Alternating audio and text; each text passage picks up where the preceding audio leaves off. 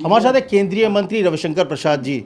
रविशंकर प्रसाद जी, आज प्रधानमंत्री मोदी ने पुलवामा की बात की और किस तरह से उस दौरान जब वो हमला हुआ था, कहीं ना कहीं सरकार पर सवाल उठाए जा रहे थे, एक तरह की राजनीति हो रही थी।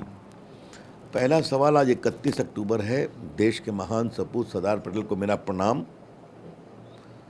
उस महान सपूत ने देश को एक किया। लेकिन पहला सवाल कांग्रेस और महागठबंधन से है कि सरदार पटेल मरे 1950 में, 41 साल तक इन लोगों ने भारत तक नहीं दिया। और कब मिला? जब नरसिम्हा राव भारत के प्रधानमंत्री थे 1991 में। और उस समय परिवार के प्रधानमंत्री होते तो शायद ये काम भी अटल बिहारी वाजपेयी सरकार को करना पड़ता। आज हमारे प्रधानमंत्री ने एक दूरदर्शी काम किया है। अब तो पाकिस्तान के लोग ही स्वीकार कर रहे हैं, वहाँ की संसद स्वीकार कर रही है। क्या इसके बाद अब कांग्रेस पार्टी और महागठबंधन के लोग पुलवामा पर अपने ट्वीट्स पर शर्मिंदगी सोचेंगे? तो उन्होंने कहा था कि नरेंद्र मोदी को जिताने के लिए किया गया था, माफ़ी मांगेंगे? खैर, माफ़ी की शर्मिंदगी तो मैं उम्मीद नहीं करता हूँ। अगर अभी भी देश की एकता की बात करें, बालाकोट पे सवाल उठाया था, उरी पर सबूत मांगे थे। ये जो सबूत गैंग है वो कहाँ गायब है? क्यों खामोश है? अभी तक एक टिप्पणी नहीं आई सबूत गैंग से।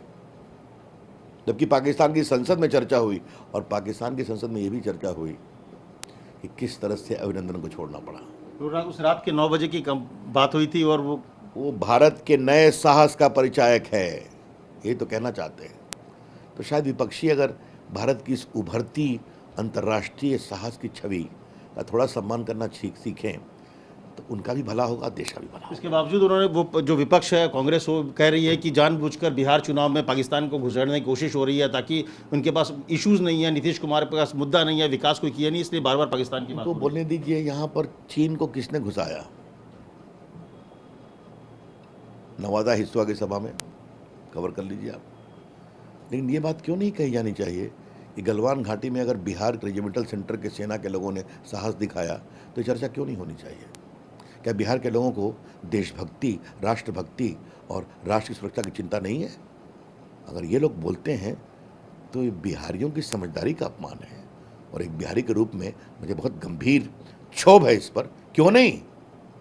क्या उनको ये तय करने का अधिकार नहीं है कि विकास किसके माध्यम से होगा और देश की सुरक्षा किस पार्टी की सरकार के द्वारा की जाएगी? ये मुद्दे हैं और रहने चाहिए। बहुत धन्यवाद। साफ तौर पर उन्होंने कहा कि एक बड़ा मसला है, जो गंभीर मसला था और प्रधानमंत्री ने जो आज उठाया, इसके बाद कम से कम विपक्ष को ज़रूर, खासकर कांग्रेस को, इस मसले पर माफ़ी मांगनी चाहिए देश से। कैमरामैन अमित राय के साथ अमित कुमार, पटना, न्यूज़ 24।